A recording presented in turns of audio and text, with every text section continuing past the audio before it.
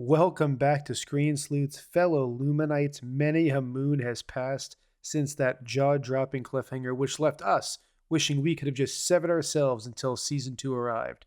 But praise be to Keir because the day has finally arrived, and oh baby, deception is afoot. If you're just joining us on the Severed Floor for the first time, we skip the recaps and we dive right into breakdowns and those juicy, juicy theories.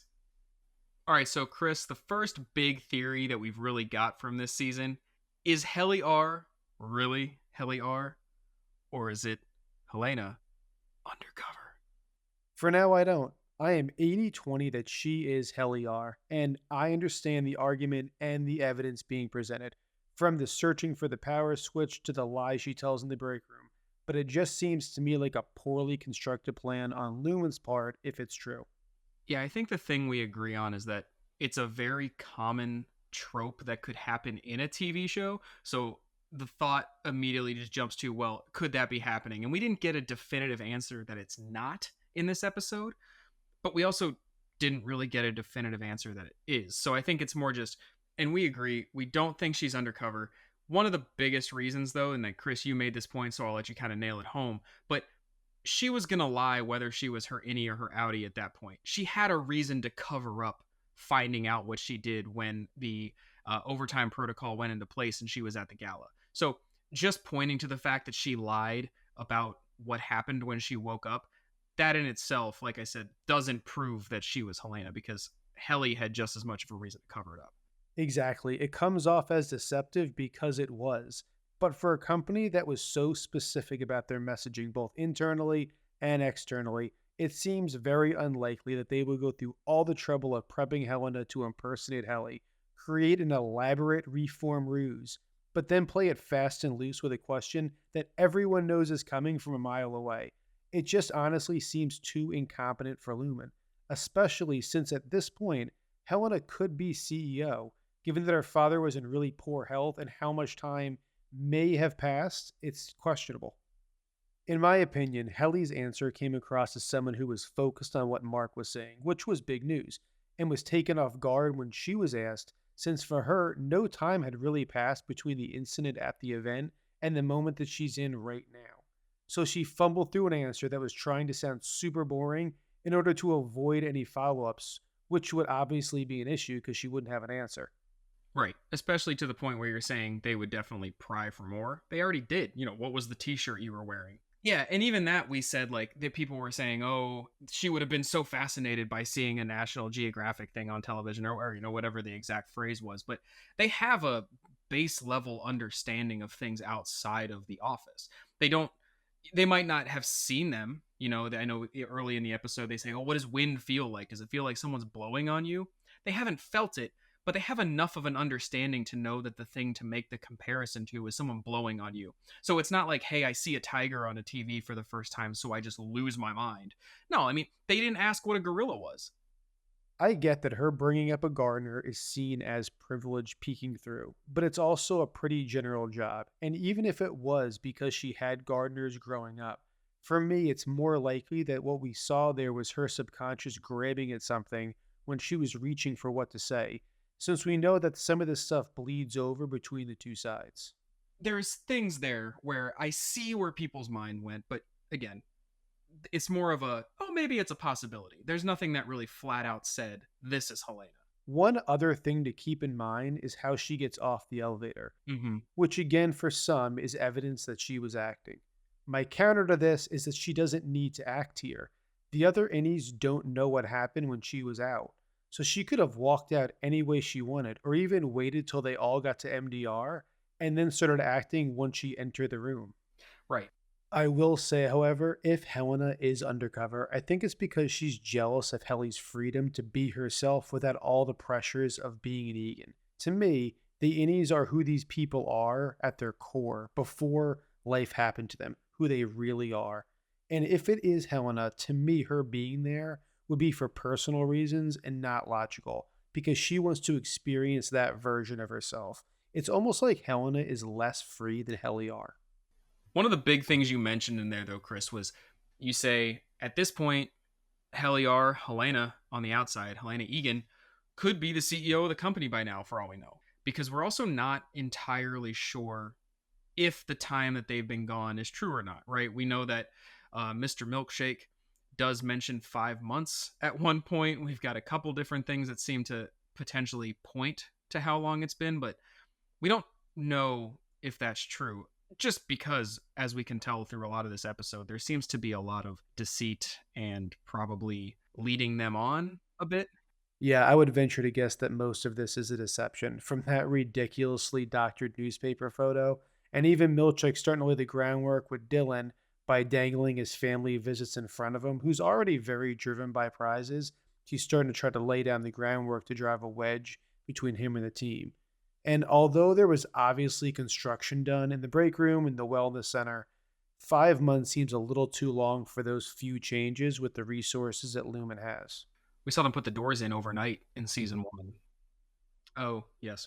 One other thing I want to hit on when we're looking at, kind of the timelines and how long it's been or what's been happening. The newspaper that Mark has shown, obviously extremely fake, completely erroneous. Erroneous! Erroneous! Erroneous on both counts. Oh, Lord, here we go. For the most part, at least the main middle article that he's shown. And that's not just necessarily a theory. I know you found basically the original too, so I'll let you kind of touch on it. Yeah, the original photo was a ticker tape parade for Eisenhower when he was in Brazil in 1960. But what I find the most odd about the paper is the redactions. Why redact a fake paper? And even if this paper is real, which is suspect because of the volume number and what that might mean, did they go through the trouble of doctoring just the middle article, but then also redacting parts of the article they doctored? The whole thing is just odd.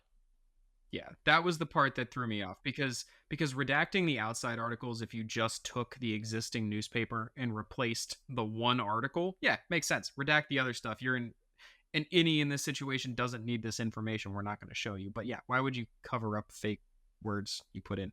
That yeah, good luck with that one. And speaking of deception, do you think that the new MDR team were just plants or were they actually brought in to continue the work while the other team was out? Oh yeah, they were definitely plants. Let's be honest. I think the biggest, maybe obvious one was I'm gonna mess up his name. Our Italian friend who just wants some ink pencils, mostly because he talks about the perpetuity wing being made of brooms and plate faces and not having an elevator, and they're using a rope, and they're using a rope instead of the elevator. But this is Lumen who has the technology to create these, mind splitting chips and this large, vast network. But we're using plates and brooms. Yeah, his story definitely made me laugh, but after I thought about it again on a rewatch, then I started wondering how could the technology and the secrecy that Lumen's trying to achieve even fit into a situation like that? And then looking back, it made his story and what he's doing there a little more suspect than just being kind of the quirky guy that they don't understand.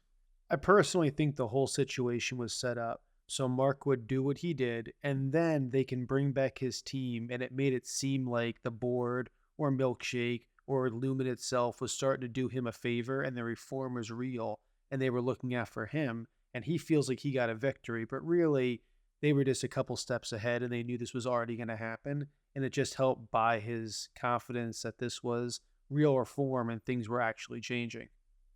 Yeah, essentially them playing chess when they were coming in with checkers of trying to figure out what their next move is going to be. But they've already set up the infrastructure of the entire floor to seem, in a way, like they're making progress.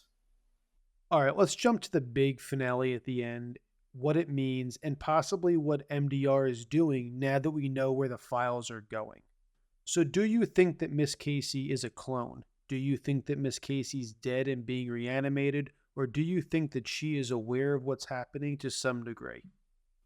I think you're kind of closer on those last two because from the end of last season, once we had our great big reveal of Miss Casey being Gemma, the thought has been in my head essentially that the accident happened.